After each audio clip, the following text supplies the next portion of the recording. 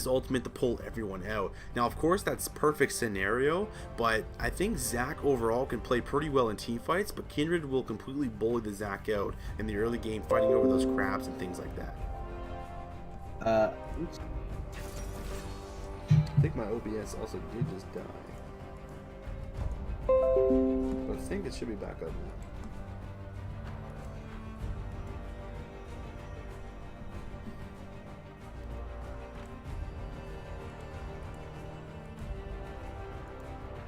Okay, there we go. I apologize. We seem to be having a little technical difficulties, but we seem to fix it very quickly. Good job, Visions, on that.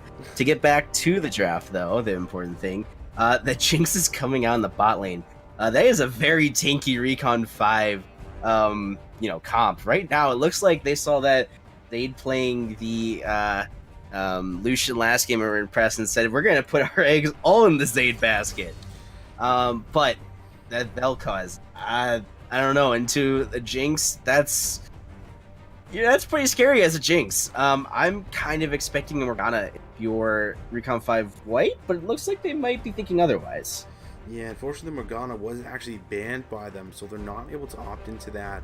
So it looks like Alistar probably will be the best, kind of support to go with. Is that going to be support Galio? LeBlanc? I think it's going to be support Galio. Or wait.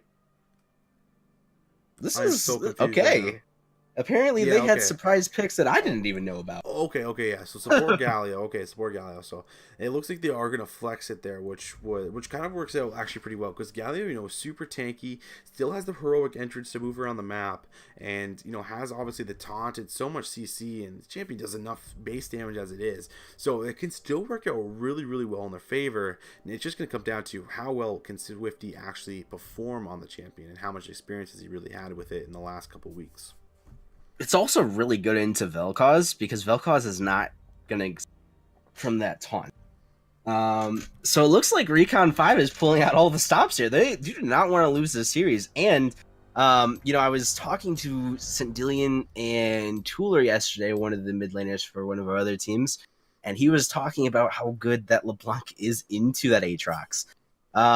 Man, just... If this Galio works out, I mean, this is like 9 million IQ by Recon 5 White. Absolutely fooled everyone, even us.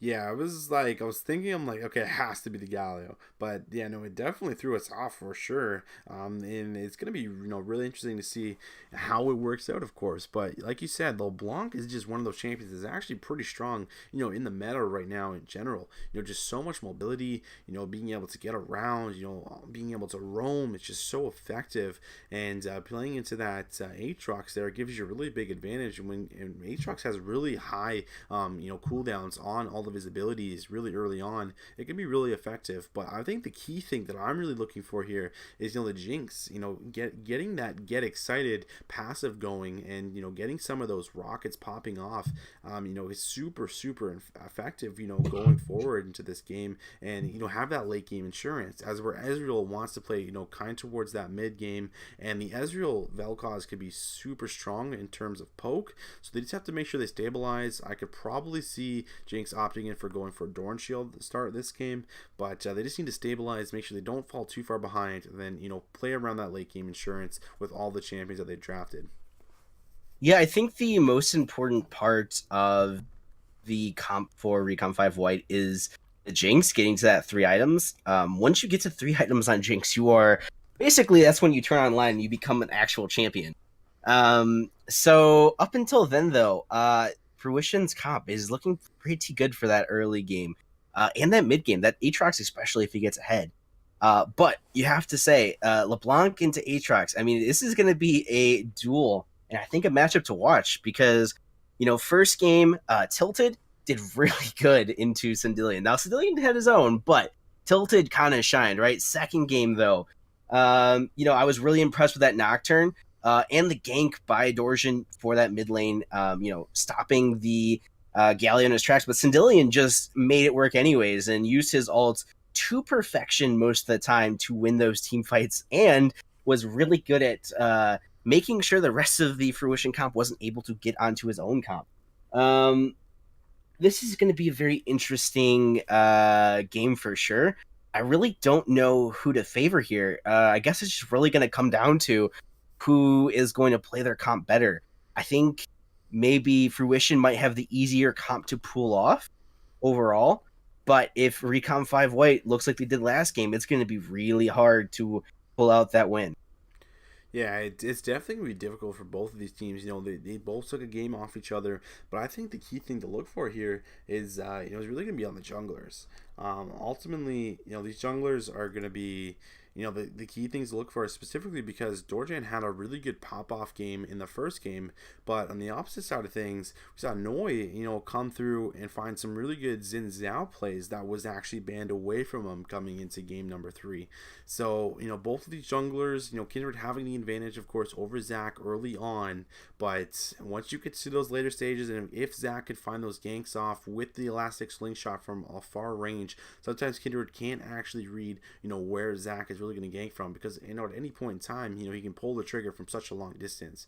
But Dorjan was in a lot of the right times at the right place there. And, at the start of game number 1, it's just going to come down to both of these junglers, I think, for the most part, and how this Jinx is going to stabilize. Those are going to be the main key components jumping into game number 3 here. And like you said, it's all going to come down to who can play their compositions the best. Yeah, for the side of Fruition, you have to be a little scared for the Vel'Koz. Not so much for the Ezreal, because of course the Ezreal can E away, though.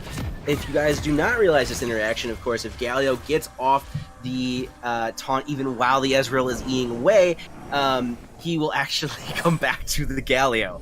So, with that in mind, though, if you're that Vel'Koz, you gotta be really careful anytime you push up into this lane. I mean, that as a Zac, you can come over that wall at any point in time. Zac is one of those champions that you have to do like special wards for, because if you do normal wards, he's coming from a position that you're not going to see him as, and I guarantee you're going to die. You absolutely can.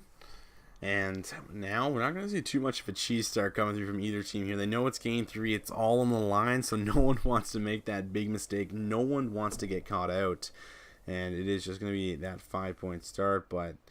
And it looks like no Dorn Shield actually coming through from Jinx, so a little bit of confidence coming out. So I do like that, trying to hold her own.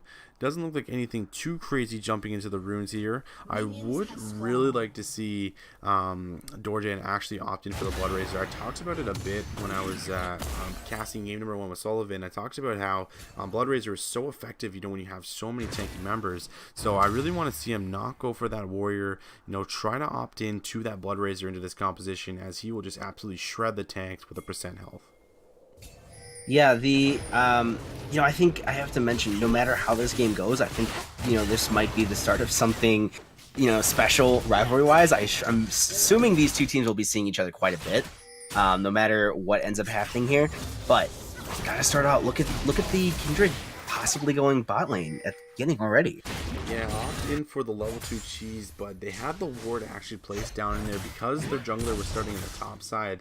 They are going to read it really well, so now they have a really good idea of where Kindred is pathing, and Kindred was kind of looking for going for that blue buff there, but it doesn't look like he's going to fully commit on it, so instead he's going to settle for the Scuttle Crab as trying to get that 50-50 mark. I'm not sure if he actually did get it. Looks like he did, so starting things off really good, getting that 50-50.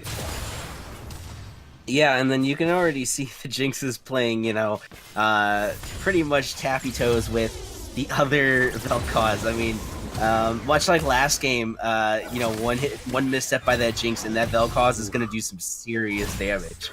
But this time, you don't have to dash like you do on Lucian. Your only escape is flash, and once that's down, it's pretty much all passive game from there. Absolutely right. It's so difficult for the Jinx really to walk up into this lane. And something also kind of interesting is actually going to be the cleanse coming through onto the Vel'Koz. So it's kind of interesting because the only thing you're really going to be cleansing would be like the traps or the taunts. Other than that, there's not too much that you're really looking at.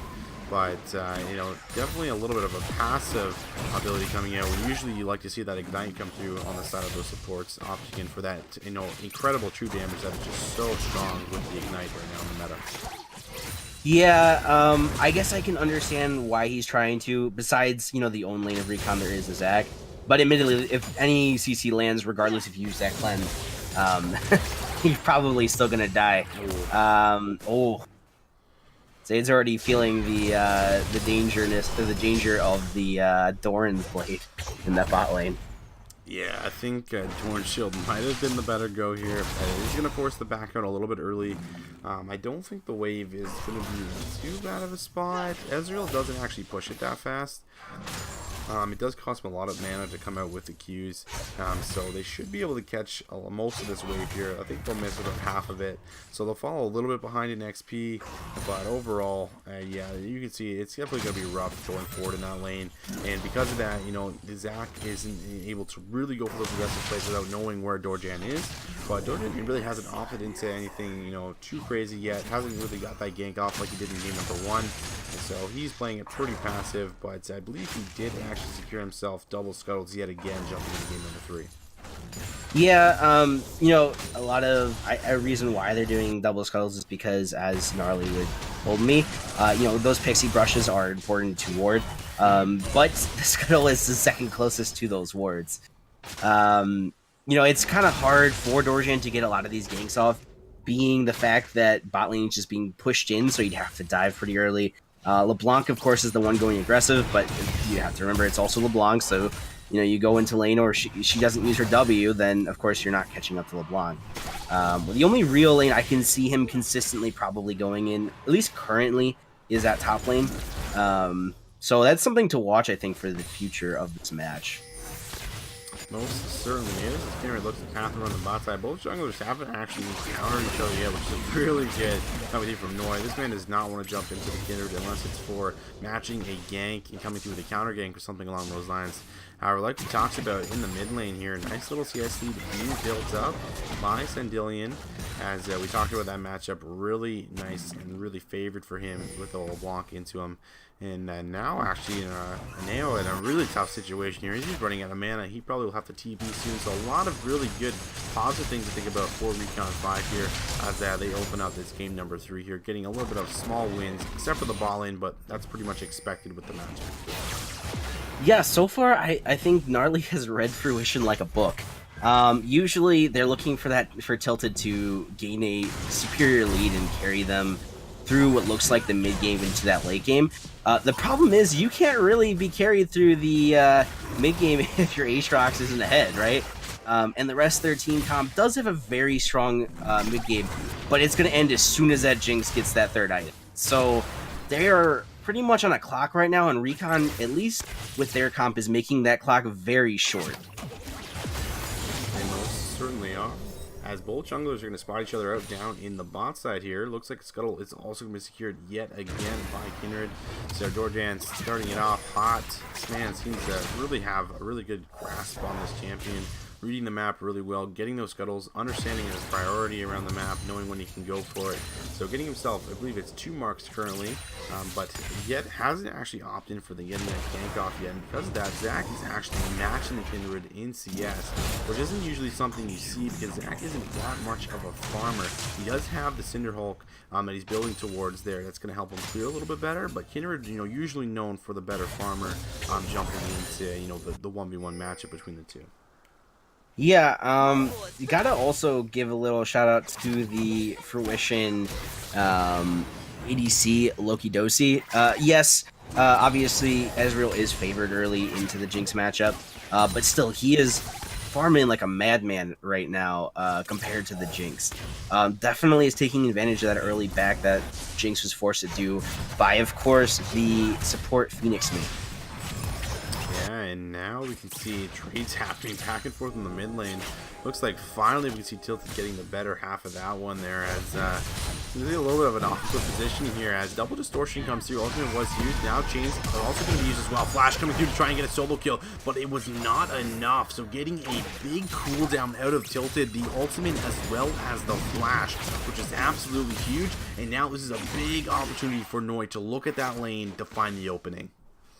Yeah, I think, if I'm not mistaken, I think actually Sandillion accidentally queued the minion, which is why the trade went so bad early. I could be wrong, would have to recheck the replay, but good job by Tilted overall winning the trade. Unfortunate, though, that he got no sums up by Sandillion, giving Sandillion the overall win because he's not dead.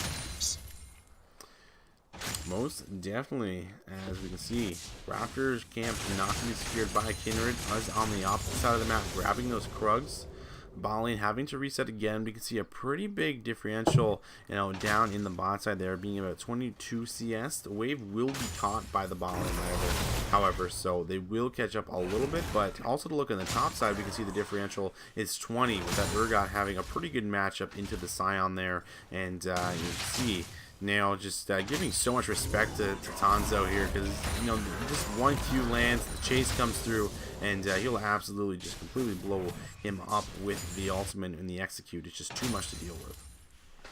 Yeah, kind of what we expected to see from Recon overall. That top lane matchup winning, as we have seen for the last 2 games. Tanzo has had a significant lead over the Fruition top laner. And very quiet early game overall from Recon, because again, you are not looking for the aggression early. That was their biggest mistake, I think, game 1. I am a little surprised though from the quietness of the Kindred. But speaking of which, as we say that though, it's gonna be the ultimate coming through, and I don't think the flash is even worth it at this point. We see Tanzo's gonna try and pop the ultimate, but it's just no luck. The ignite did tick down as well, it looked like, or it might have been a red buff there. I'm not sure what was ticking, but ultimately that is just gonna have to be a first blood in favor of the Kindred. Right when we say it, is gonna be secured by her as she looks to open things up, as well as doing another scuttle. But look at the mid lane here. I'm gonna find the last slingshot, but did land the Q. It's gonna be the heroic entrance also going to join the fight here. Tilton's got nowhere to go. Ticking down. One more auto going to get it. Sendillian getting himself a really big kill onto the mid lane, getting himself that advantage. We talked about no flash, no ultimate. They took advantage. Yeah, just like Beetlejuice talking about the Kindred. Oh, got some stuff done. Oh, had to use the heal though. Yeah. Zayt does have rocket, but it's not going to probably kill the Vel'Koz with that type of health, honestly. Yeah, I don't think the Mega Death Rocket's going to come through, but now look at it come through. The bot lane double flash comes through with a taunt. Beautiful play coming through from Swifty. Now they have their eyes on Loki Dozy. He still has the flash available, but it's too late. That's going to be a beautiful play coming through from Noi, joining the fight, but as well as Swifty finding the double taunt down there. Yeah, so we're talking about Kindred in the top lane. So Noi goes, hey, I can do that too. Goes mid lane, hits the kill on the Aatrox, right? Then him and Swifty go bot lane. Right after that, the bot lane is over pushed, not paying attention to their mini map, not looking at the rest of the map, or probably the warnings from Tilted. I cannot imagine that Tilted wouldn't have warned them, or someone wouldn't have warned them that they were coming. Got greedy, got caught. Looked perfect for Recon 5 White. Yeah, I think they chunked out Zayd just so much that they just, didn't actually show respect to where the rest of the members would be.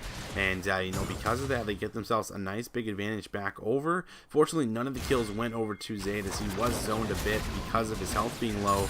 But it's still 2 kills nonetheless, as they look to push this wave out, and that's pretty much exactly what the lane you wanted to stabilize as a jungler. Zach doing a really good job to moving around, and there it is on the Kindred. That's exactly what I didn't want to see. It kind of makes me really upset that Dorjan didn't actually opt in for that Blood Razor. I really think it would have been so effective this game, and just so many tank players. It's sad to see the Warrior come out, but overall, Zach taking advantage of the map in the jungle matchup so far.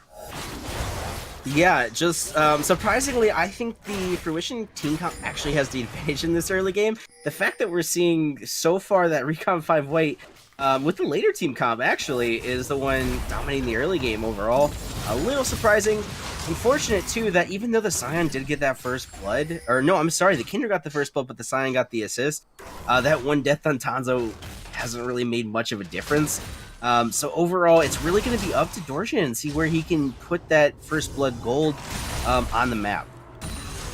100%, as Tanzo here just going to be trading waves back out, and we can see now that the Rift Herald might potentially be started up here, so they might have their eyes on that. Dorjan wants to get himself that big objective to crack open a turret, as Zach's kind of making his way down there, but I don't think Noi's going to be able to get there in time. He's not going to have a ward. He's going to path down to the bot side there. So that should be the Rift Herald secured here by Dorjan. He's just doing it all alone, fighting around with dancing arrows there. So they're going to get themselves that objective, sneaking it away under their noses. But looking down in the bot side, they're actually just Yeah, Close? I think Yeah, I think I crap. crashing. I kind of just actually closed out the map there, which is going to show like all fog of war and everything. I'm not sure what fun it is to go back over. However, LeBlanc kind of trading back and forth here as I try and work and fix this out. Jesus. Yeah, so I guess I will speak on behalf of my partner here until he does get the correct button. So basically right now, you're good to go, my partner. We're good. We're good. We're good. We're back. Okay, that's fantastic. All right, so right now you see that Zach was in that bot lane and that top lane being called up with the Rift Herald. Though unlike last game where you saw the Rift Herald being used and then White respawning with multiple people in the bot lane, this time they're actually going to have to make sure to stop that Rift Herald from hitting that 2.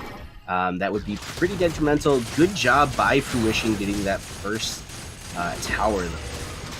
Yeah, really good by them. Oh, the second charge. Oh, that kind of actually glitched a bit there on my screen. It looked like it was going to get the second charge off and looked like the Q was out of range, but it was secured by Tanzo, making sure it doesn't come off. And there was actually a really nice rotation coming through from Zendilion to actually make sure that they didn't go for that second charge. You know, Aatrox didn't follow because he knew if he did, then LeBlanc would have been waiting in a brush to blow him up. So he kind of had to show respect. And as we talk about this mid lane matchup here, oh, the Ignite ticking down, and I believe that's going to be an actual solo kill coming through from Tilted. That was actually huge right there, going onto the LeBlanc, and now he should actually lose a little bit more of his turret. Yeah, so we were talking about earlier, well, we weren't talking about this earlier, but Tilted has been trying to predict LeBlanc all game. Zendilion has been actually pretty good at not going to either where he distorted before, or keeping where he was distorted, or going back to his distorted, completely fooling Tilted. But this time Tilted was not fooled and found him exactly where he needed to be. Most certainly did, as ultimate coming through from Zach. Looks like Urgot's also here, but the ultimate now coming out from Aatrox. TP coming through to match as well, but they're going to get the passive off for now. Georgian also joining the fight as they have their eyes on the Tanzo. Tanzo's going to have to back away. Looks like the stun did land on him. Zach opting into the elastic slingshot, but not going to go on any target. They're going to clear out some vision. However, they did pop the ultimate out of Tilted there, trying to pressure a bit back, but it was at the cost of Zach's ultimate as well. Yeah, not only that, but you did get the flash from Tanzo. That is obviously pretty important. Yes, the Urgot's pretty tanky, but that Scion with his ult and pretty much permanent CC into that early game Kindred probably is going to spell death if Tanzo is caught out. Though, to be fair, he does not have that first tier tower top, so he'd have to be pretty pushed out for that to happen. Would be, as we see two-shot barrage going to come down there in the bot side there. Not going to find anyone, just clearing up the wave slowly but surely.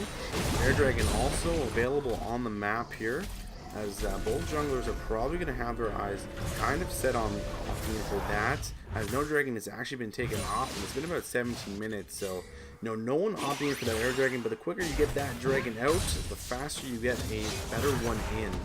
As he's kind of slowing down a little bit here. Oh, nice straight come through. Oh, Zendilion. Ignite now taking down as well. No ultimate available, so maybe getting a solo kill back over onto Tilted. This man might just be a little tilted, as he did not actually back. As Dorjan's actually going to flash forward for a play here. Does not know the clone to go on, but he's all alone. He has landed spike to keep him alive. They do know this, but now we can see Noise going to back out, but he's going to pull him out of the ultimate. It takes him out. That was such a nice play coming through from Tanzo, and now they're actually going to have their eyes set on the tier 1. Yeah, that is why you pick Urgot into Kindred, because even if you think you are safe, if he gets that shot on you and he gets the ult for free, you are dead. There is no way you are staying alive, even with the Kindred ult. Absolutely well played by Tanzo. But still, you gotta be a little nervous if you are Recon 5 White. Obviously that mid game is getting much closer for that other comp, and as we saw last game, that mid game mattered a lot.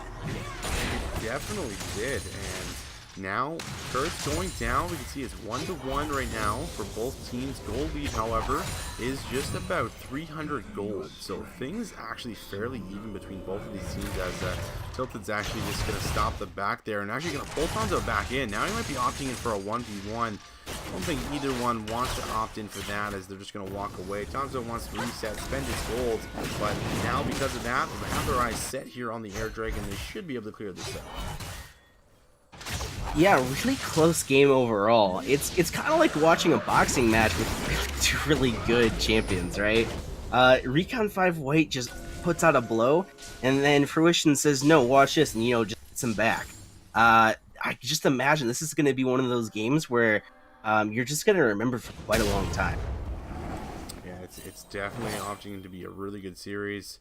5-2 again right now, 4 kills. Gold lead still very, very close, but now we're going to hear a Scion ultimate come out. I believe that was just to get back up to the top side here. Last shot also came into the mid lane, but now we can see Zay's going to take a little bit of damage here. It's going to be the chomping coming out here to stun him up, but Hugh going to land back onto Zay. He's going to have to walk away. Dojan coming out here, no flash available, so now they're going to have one flash come out. Flippy's going to have to also flash, so that's going to be 2 summoners coming in for the bot lane. However, look down on the bot side. Tonto opting in for a 1v1 versus Tilted. Tilted going extremely low, gonna pull him in with the ultimate. However, he had the passive, so he's gonna resurrect. Still trying to see if he can continue. Doesn't look like he wants to just yet, so just trading ultimates. Yeah, good play by Fruition. Getting both the bot lane flashes out. Gotta remember that Jinx is not yet even at 2 items. Again, until she hits that 3-item power spike, she's not very strong. Until you do start doing a decent amount of damage, it's alright, but not great. But he's not even at that yet. So going for a play like that, they'll look good on paper, and they even chain their CC very, very well. Just not enough damage out or coming out from that Jinx quite yet. Unfortunately not. But still trying to work towards getting that second item, which she might potentially have to see. But getting that mechanic spike is really where Jinx likes to take off. That's usually around the time she's also going to be level 12, level 13, getting close to the level 16, and then that's really the moment where she can really pop off. Now, something to also touch on, we saw how effective the Vel'Koz was last game, specifically in those team fights, but also in lane for poking out, the bot laners here. But we haven't really seen too much success come from Phoenix. And he was, I had to see that. He lands a pretty nice ultimate, but I think Swift is going to be able to get out. Look at that damage coming through on the side of Zendilion. He's going to completely chunk him. Swifty now is going to go down as well. But that's going to be a traded support for support. But that was absolutely absurd coming through from this LeBlanc. Yeah, we were talking about the Vel'Koz so far hasn't been effective. I will have to give Fruition the benefit of the doubt on this one. Obviously, when you are team fighting, and if Jinx is not watching that position, wow, really good Q by that Aatrox there. But if she's not watching position and that Vel'Koz does get a good ult, it's going to be really hard for the Jinx to get out without the flash. So I would say he still has time to be effective, but it's something to be of note that so far it hasn't been as effective as you would have expected. Absolutely. As Baron now also live on the map.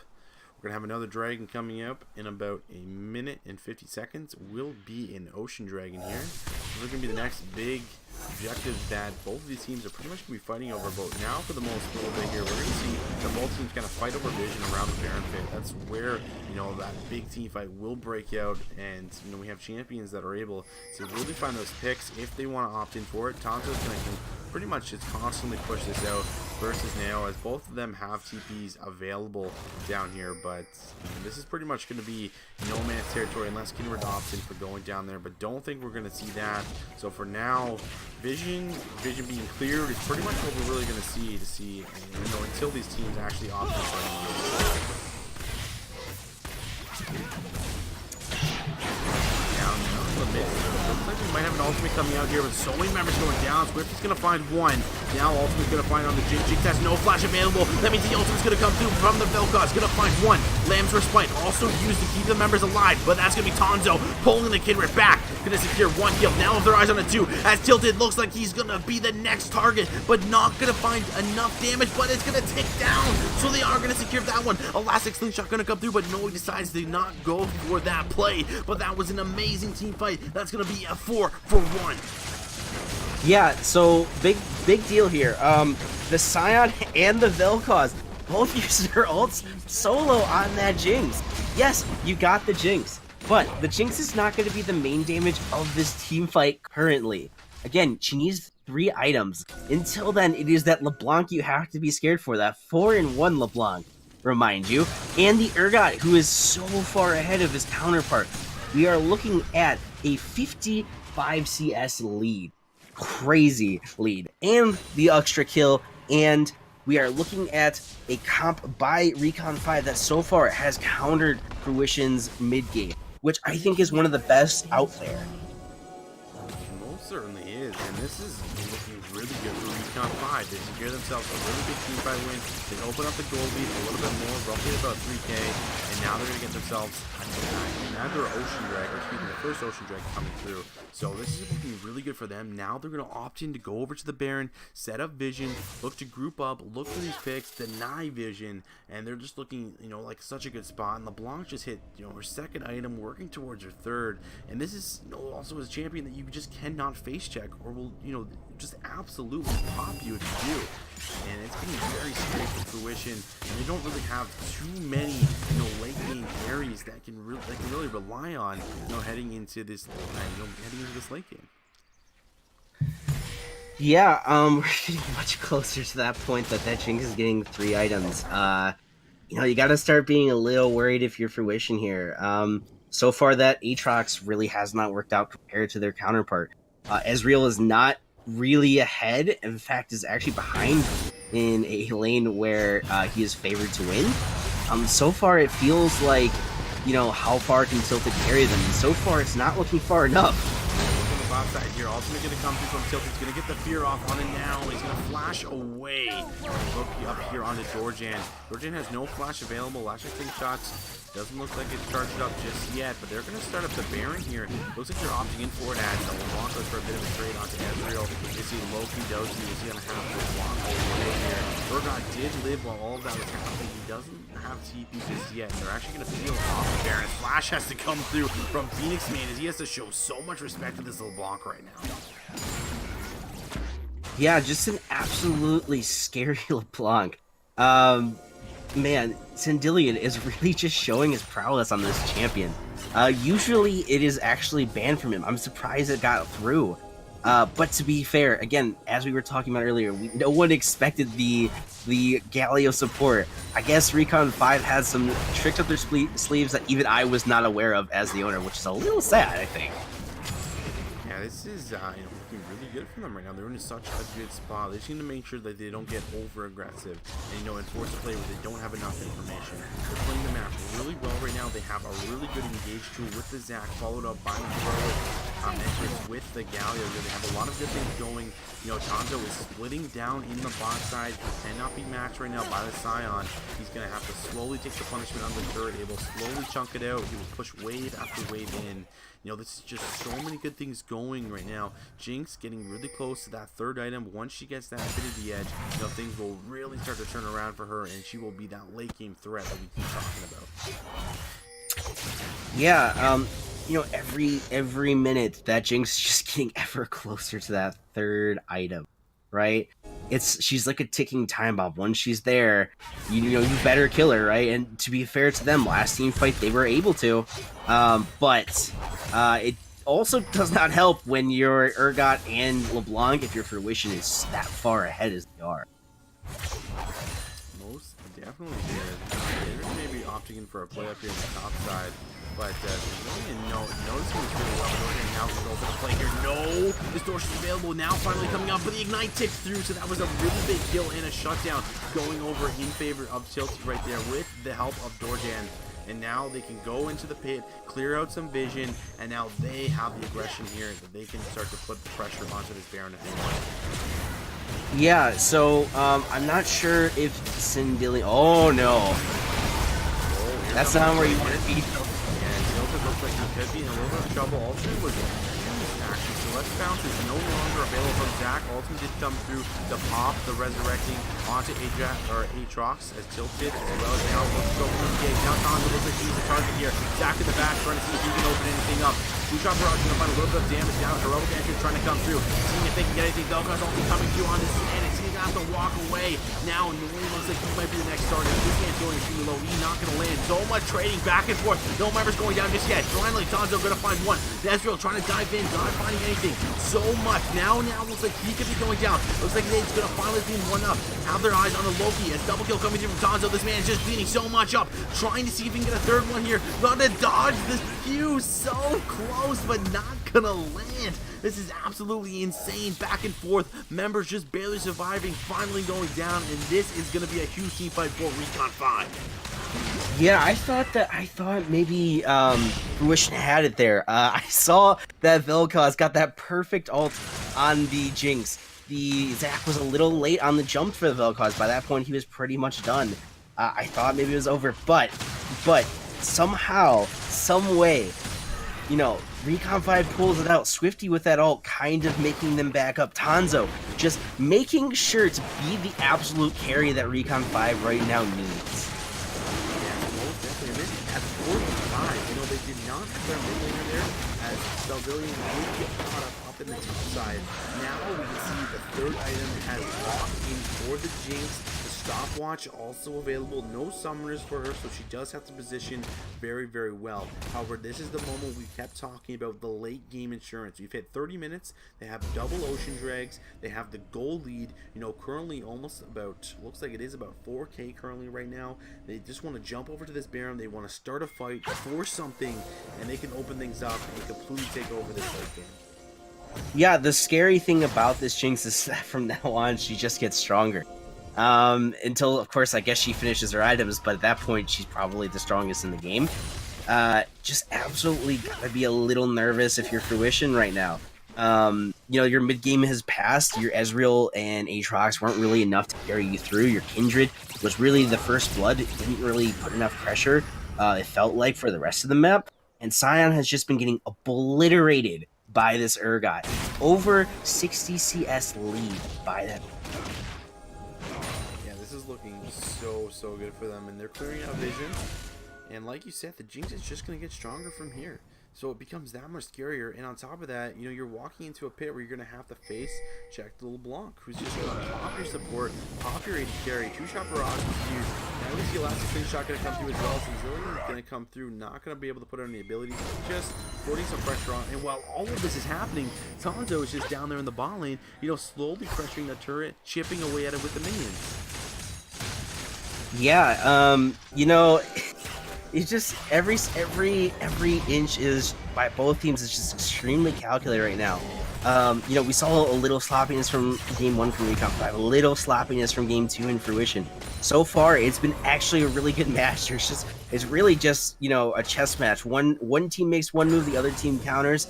And I know the score looks like Recon clearly is ahead, and the comp probably still favors Recon at this point. But I'm telling you, Fruition's not going to go down easily, and they still are in this game. Well, they most certainly are. It's pretty much just waiting for someone, to really open things up. Zach needs to find the electric slingshot, use the Let's Bounce to pull some members back, specifically looking at, Phoenix main, pulling Jordan, out of the ultimate, something along these lines. They have so many tools to deal with the killer in this game, with the Urgot ultimate, with the Zach ultimate, it becomes very difficult. And, your passive might actually forced out. It will be. So this might be a huge pick that they need. However, TP coming through. The argument starting is really late. Shut down. You go over to Vel'Koz. However, huge stock comes through from 50. Gonna find 2 members. Not finding anything more just yet. So he might be going down here. Roboc Entry is gonna come through. Gonna knock up 3 members there. As now we can see the fear is gonna come down. Shut down in favor of yet another member. But we can see so much happening here. This doesn't look good for Recon 5. It doesn't look like they opt in for a good fight. Tonzo's gonna have to flash the W coming through from Tilted, as he's actually gonna duel out on a Tilted now, trying to see if he can trade one back over, but now they have their eyes set on the Baron. Man, so looks like Cindillion tried to save it. He did get the support before he fell, but there's still 4v1. I don't know if Hanzo's gonna be able to hold this out long enough for them to not take Baron, but I don't know. I mean, they are getting pretty close. The Ezreal is zoning, so. I think about Hanzo. I think that he's walked away at this point. Yeah, it looks like he might maybe get one. Doesn't look like it's a pretty over his very big bounty. That was an extra 1,000 gold on top of the Baron after we just got, you should remember, 300 gold. So now things have completely turned, and now we can see that Fruition is actually evened up the gold lead, and now they are in the driver's seat with this Baron buff. Yeah, and just like last game, we're gonna have to see what they do with this Baron. You know, kind of their big shot to get back into the game. So it's gonna be interesting to see what happens from here on out. And I think it's going to be really important, not to get caught out. We saw really the reason that play happened was because Noi got caught out there and wasn't really able to get out in time before they changed the CC. And also, there was no summoners available for Zayd, jumping into that fight there. It means it was super difficult for him to get anything going. So, a lot of things, kind of happening here. They need to make sure that they're really focusing around what's really important. That's protecting your Jinx and making sure you're playing around vision and not walking up and getting too far. Yeah, so far, it does seem like that Ezreal is up there. This Kindred might be walking out a little too far for what she can do. Looks like this is going to be Imperial Drake, started up by Recon 5. They want to opt into this fight. Rojan is also close by. He wants to go for 50-50 smite. This dragon is absolutely huge. Now it's down to about 1k HP. Trying to see if it'll come through. It's going to actually go over to the red team. So we're going to have to get that covered. No, big ultimate going to come through. Going to bring back 2 members. Let's bounce now. Massive eyes on Rojan. This is so much happening. Vel'Koz ultimate going to come out. Ezreal's going to clean up 2 big kills. While all of that was happening, though, triple kill coming through. They still have the Baron buff. They don't get the dragon, but they can open up the base. Yeah, this doesn't look good for Recon. I mean, like we were talking about, right? That mid game is what that other comp does well. I think you just have to give up that dragon. I don't think you should be fighting for it. Not while you're in this position, not while they have Baron, and not while one team fight can end the game. It looks like that might be the case. Good. I don't know if they're going to be able to actually end it. They have 15 seconds on Zayd. They have 8 seconds on Swifty. They're moving up with the Baron, though. They actually might not be for it. Cindillion is actually not here in time yet, so they're just going to focus onto the turrets here. They want to end it. Cindillion is trying to go for the all-in play. They're not finding it. They might just have their eyes on the Nexus. They want to go for the end. Heroic Edge is going to find 2, but it's not going to be enough. And Fruition are going to come through with game number 3 with a nail biter. So back and forth. A very close game by Recon 5, but unfortunately getting caught out by that Baron just was unfortunately the way to end. You gotta play around those team comps, the way they scale, right? I guess you were at the end of the team comp for Fruition. You were at the very end of how their power spikes. If you would have just waited a little longer, I mean, this game was in the bag, right? Zayd did have those 3 items, actually completed the 4th before the game ended. But unfortunately for Recon, Fruition is the winner of this game. Yeah, they are the winner. They came out on top of this super close series, went all the way to game number 3. So back and forth, this team matching up really well against each other. And, in the end, of course, Fruition just pulled through, finding that big pick on the Noi there by the Baron pit, which then led to the team fight, which then led to the Baron play. And at that point, they were so strong that when they fought over the Infernal, it was unfortunately over. But that is going to be it for today's series coming through for the Nightfall stream. Thank you guys so much for watching. If you enjoyed, make sure to hit that follow and subscribe button down below for either channel when you want to stay up to date for any more content going forward. However, this is going to be it for tonight's series. Thank you so much for tuning in, and we will see you guys on the next stream.